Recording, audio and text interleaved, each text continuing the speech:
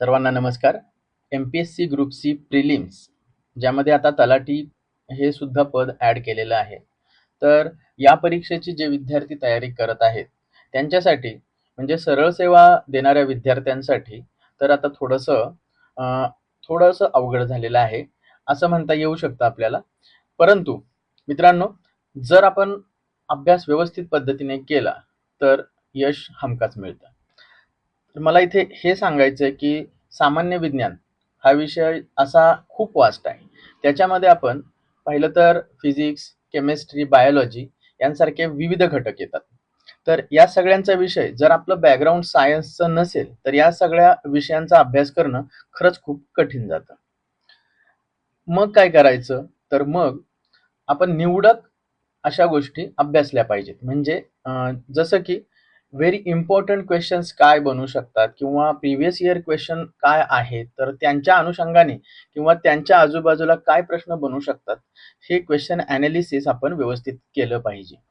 तर आमचा असा हा थोडासा प्रयत्न आहे की ज्या घटकांवर विशेषतः प्रश्न बनू शकतो आणि मुख्य जे काही विज्ञानामधले घटक आहेत की जसे थोडेफार घटक असे असतात की ज्यावर प्रश्न हमखास बनतो, जो फॅक्च्युअल डाटा असतो किंवा इतर ज्या पण परीक्षा असतात तर त्या घटकांवर त्या क्वेश्चन देत असतात. तर याचा सगळ्याचा विचार करून आपण प्रत्येक व्हिडिओमध्ये 50 क्वेश्चन असे काही पाहणार आहोत आणि त्यांचे आन्सर सुद्धा आपण या ठिकाणी देणार आहोत. तर 50 MCQ या व्हिडिओमध्ये आपण पहिल्या व्हिडिओमध्ये आपण आज पाहणार आहोत. या 50 व्हिडिओमध्ये विज्ञानाच्या जे काही म्हणजे फिजिक्स, केमिस्ट्री आणि बायोलॉजी तिन्ही जे घटक आहेत तर त्यांचे या ठिकाणी प्रश्न आहेत. तर उद्देश हाच आहे फक्त की तुम्हाला याचा उपयोग व्हावा, तुमच्या ज्ञानामध्ये भर पडावी. मित्रांनो, हा व्हिडिओ फक्त एकदा दोनदा तुम्ही जर ऐकला तर बऱ्यापैकी माहिती तुम्हाला मिळेल यातून. काही विद्यार्थ्यांना कदाचित काही प्रश्न खूप सोपेही वाटतील, परंतु सर्वच विद्यार्थ्यांना विज्ञानाची ओळख तितकीशी असेल असं नाही. म्हणून प्रत्येक प्रश्न व्यवस्थित बघा आणि त्यानंतर म्हणजे या व्हिडिओमध्ये तर आपण सुरुवातीला एकदम बेसिक लेवलचे प्रश्न दिलेले आहेत. थोडे आपण काठिण्य पातळी वाढवत जाऊयात आणि विज्ञान या विषयाचा सर्वांगीण आपण प्रश्नांच्या माध्यमातूनच या ठिकाणी अभ्यास करूयात. आता इथे या ठिकाणी कोणतीही गोष्ट समजून देणं आणि इतका वेळ नाहीये. तर कॉन्सन्ट्रेशन असं करा की तुम्हाला फॅक्च्युअल डाटा व्यवस्थित समजेल. ठीक आहे. आणि आपण 10वी पर्यंत तर विज्ञान या विषयांचा अभ्यास केलेलाच असतो. त्यामुळे असं नाही की एकदमच हा विषय नवीन आहे असं पण नसेल आणि जे आता मुलं अभ्यासामध्ये आहेत त्यांना तर अतिशय सोपंच जाईल. ठीक आहे, तर सुरू करूया आजचं सेशन. बघा, पहिला प्रश्न आहे, मानवी शरीरात रक्त गोठवण्यासाठी आवश्यक असणारे जीवनसत्व कोणते? रक्त गोठवण्यासाठी आवश्यक असणारे जीवनसत्व कोणता असा प्रश्न आहे. तर जीवनसत्व के हे रक्त गोठवण्यासाठी आवश्यक असते. दुसरा प्रश्न, प्रकाश संश्लेषण प्रक्रियेत वनस्पती कोणता वायू सोडतात कोणता? तर ऑक्सिजन. आणि आतमध्ये कोणता घेतात? तर कार्बन डायऑक्साईड. पाण्याचा रेणू म्हणजे H2O कशा प्रकारचा संयोग आहे? म्हणजे हायड्रोजन आणि ऑक्सिजन यांचं मिळून पाणी बनतंय. आपल्याला माहिती आहे पाण्याचा रेणू बनतोय. तर हायड्रोजन आणि ऑक्सिजन यांच्यामध्ये कोणता संयोग म्हणजे कोणता बंध आहे, तो या ठिकाणी प्रश्न आहे. तर हा सहसंयोजी संयोग आहे. सहसंयोजी. पृथ्वीच्या वातावरणात सर्वाधिक प्रमाणात आढळणारा वायू कोणता? पृथ्वीच्या वातावरणामध्ये सर्वाधिक प्रमाणात आढळणारा वायू म्हणजे नायट्रोजन होय.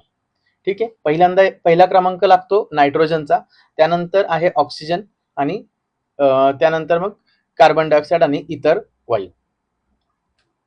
मानवी डोळ्यात प्रतिमा कोठे तयार होते? तर मानवी डोळ्यामध्ये प्रतिमा होते रेटिना याच्यावर. मानवी डोळ्याची आकृती व्यवस्थित डोळ्याखालून घाला. त्याचे जे विविध पार्ट्स आहेत तर त्याच्या प्रत्येक पार्ट्सचं फंक्शन आणि त्या पार्ट्सचं काय म्हणजे गुणधर्म आहे तर ते पण आपल्याला माहिती पाहिजे, कारण मानवी डोळ्यावर आयोगाने बऱ्याचदा प्रश्न विचारलेला आहे. तर या ठिकाणी प्रतिमा कुठे तयार होते? तर रेटिना या ठिकाणी, म्हणजे पडदा. रेटिना म्हणजे पडदा जो असतो डोळ्याच्या मागचा, त्या ठिकाणी. प्रश्न क्रमांक 6, प्रकाशाचा वेग अंदाजे किती आहे? तर प्रकाशाचा वेग अंदाजे 3 × 10⁸ मीटर पर सेकंड एवढा आहे.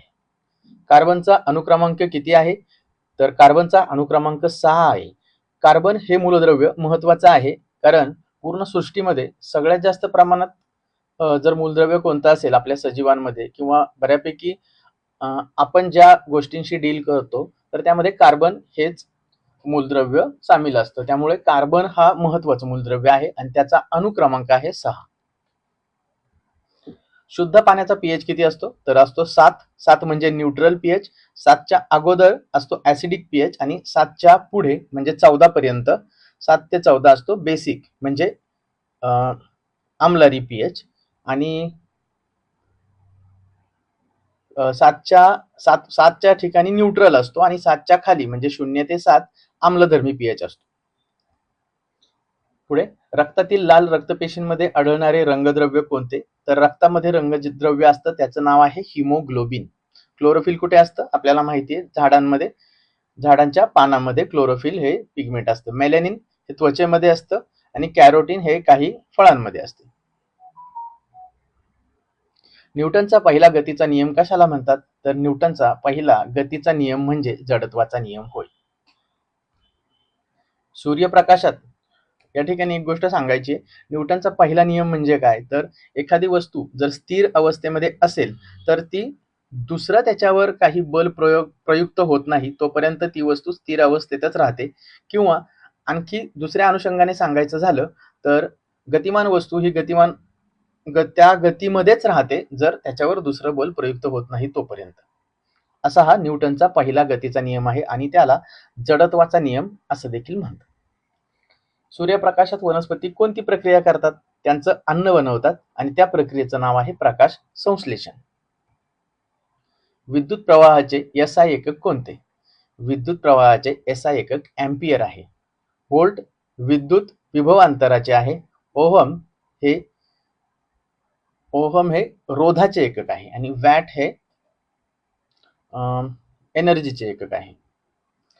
आम्लाचा स्वाद कसा असतो? तर तो आंबट असतो. मानवी शरीरातील सर्वात मोठी ग्रंथी कोणती? यकृत ही मानवी शरीरातील सर्वात मोठी ग्रंथी आहे.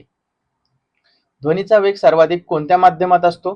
तर लक्षात घ्या, ध्वनीचा वेग सर्वाधिक स्थायू माध्यमामध्ये असतो. म्हणजे या ठिकाणी जे उदाहरणं दिलेली आहेत तर लोखंड या ठिकाणी ध्वनीचा वेग सर्वाधिक असणार आहे आणि त्यानंतर पाणी आणि त्यानंतर हवा असा क्रम लागेल. आणि रिक्त स्थान म्हणजे व्हॅक्यूम मध्ये ध्वनीचं प्रसारण म्हणजे ध्वनीचा ट्रान्सफर होतच नाही. व्हॅक्यूम मध्ये तुम्हाला आवाज ऐकू येऊ शकत नाही. ठीक आहे. डीएनए मध्ये कोणती शर्करा आढळते? डीएनए मध्ये आढळते डिऑक्सी रायबोज. डीएनएचा लॉंग फॉर्म काय आहे? Deoxy ribose nucleic acid. ठीक आहे. तर ते शुगरचं नाव लक्षात ठेवायचं, डिऑक्सी रायबोज. आरएनए मध्ये रायबोज शुगर असते. आवर्त सारणीतील पहिला घटक कोणता? हेलियम की हायड्रोजन? तर आवर्त सारणीमधील पहिला घटक असतो हायड्रोजन आणि दुसरा आहे हेलियम.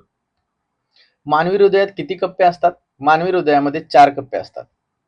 विद्युत प्रतिरोधकाचे एसआय एकक कोणते? प्रतिरोधकाचे एसआय एकक म्हणजे ओहम आहे. ठीक आहे.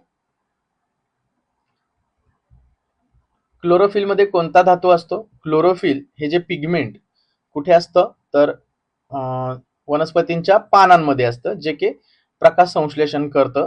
तर या पिगमेंट मध्ये कोणता धातू असतो? तर मॅग्नेशियम हा धातू त्यामध्ये असतो. गुरुत्वाकर्षण बल शोधणारा शास्त्रज्ञाचं नाव सगळ्यांनाच माहिती असेल, तर न्यूटन या शास्त्रज्ञाने गुरुत्वाकर्षण बल शोधलं होतं. रक्तातील साखरेचे प्रमाण नियंत्रित करणारे हार्मोन कोणते?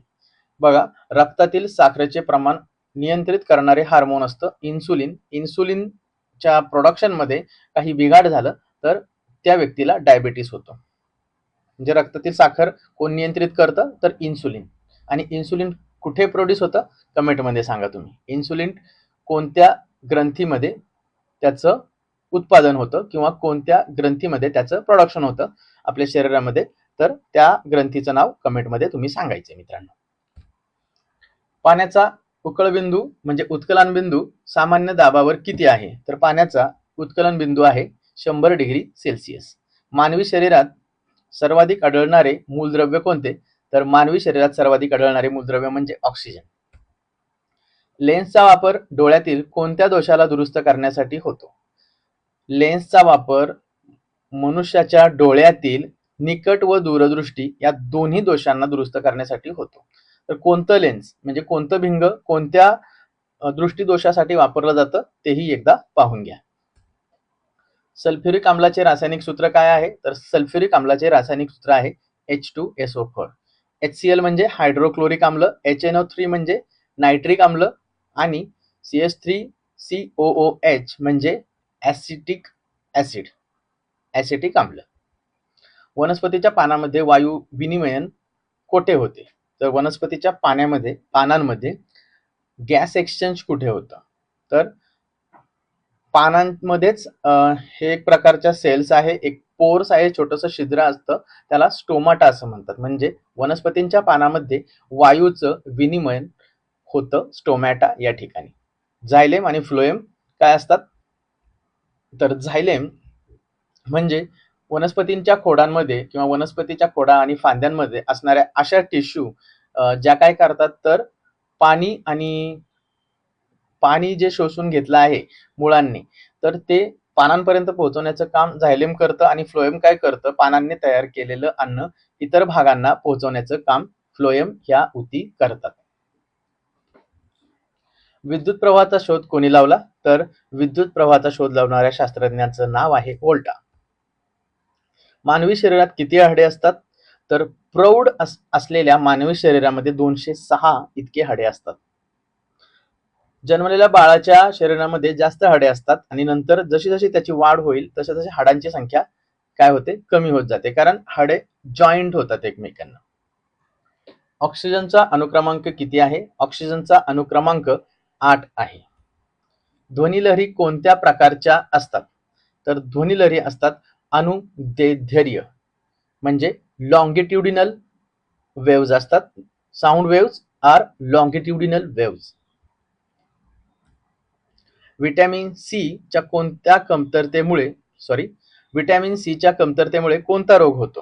व्हिटॅमिन सी च्या कमतरतेमुळे होणाऱ्या रोगाचं नाव आहे स्कर्वी. व्हिटॅमिन आणि त्यांच्या कमतरतेमुळे होणारे रोग हा देखील अतिशय महत्वाचा घटक आहे. त्यावरती देखील प्रश्न बऱ्याचदा आलेला आहे. रोगाची नावं आणि कोणत्या व्हिटॅमिनच्या कमतरतेमुळे तो रोग होतो हे नाव लक्षात राहिलं पाहिजे, किंवा त्या कधी कधी त्या रोगाची लक्षणं देखील विचारलेली जातात. सूर्याची ऊर्जा कोणत्या प्रक्रियेतून होते? तर सूर्याची ऊर्जा निर्माण होण्याची जी प्रक्रिया आहे तर ते आहे अणुसंलयन. ठीक आहे, अणुविखंडन नाही तर अणुसंलयन.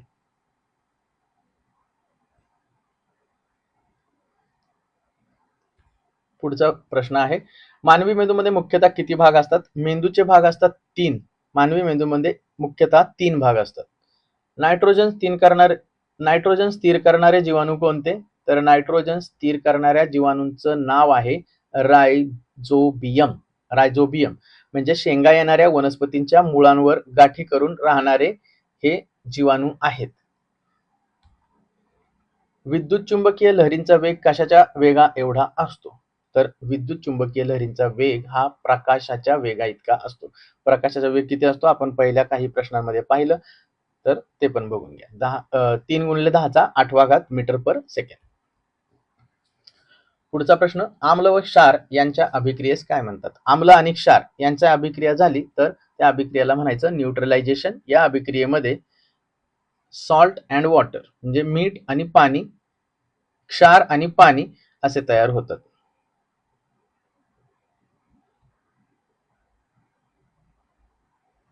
ओके, इथे प्रश्न बहुतेक चुकलाय.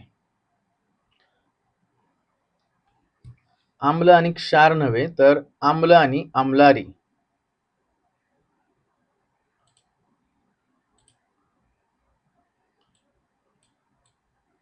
आम्ल आणि आम्लारी यांच्या अभिक्रियेस काय म्हणतात? तर न्यूट्रलायझेशन म्हणतात. मानवी शरीरात पचन संस्था कोठून सुरू होते? तर पचन संस्था सुरू होते आपल्या तोंडापासून. तापमापीमध्ये कोणता द्रव सामान्यतः वापरला जातो? तापमापीमध्ये अल्कोहोल किंवा पारा हे 2 द्रव वापरले जातात. रक्तातील WBC चे मुख्य कार्य काय आहे? तर रक्तात 2 प्रकारच्या पेशी असतात, WBC आणि RBC, रेड ब्लड सेल आणि WBC म्हणजे white blood cell. White blood cell ह्या रोगप्रतिकारक शक्ती निर्माण करणाऱ्या किंवा रोगप्रतिकारक जी आपली शरीराची ताकद असते तर ती कोणामुळे असते तर WBC या सेल्समुळे. आणि ऑक्सिजन वहन म्हणजे आपल्या शरीरामध्ये ऑक्सिजन वहन करण्याचे कार्य कोणत्या पेशी करतात तर त्या रेड पेशी रेड सेल्स लाल पेशी करतात, तांबड्या पेशी RBC.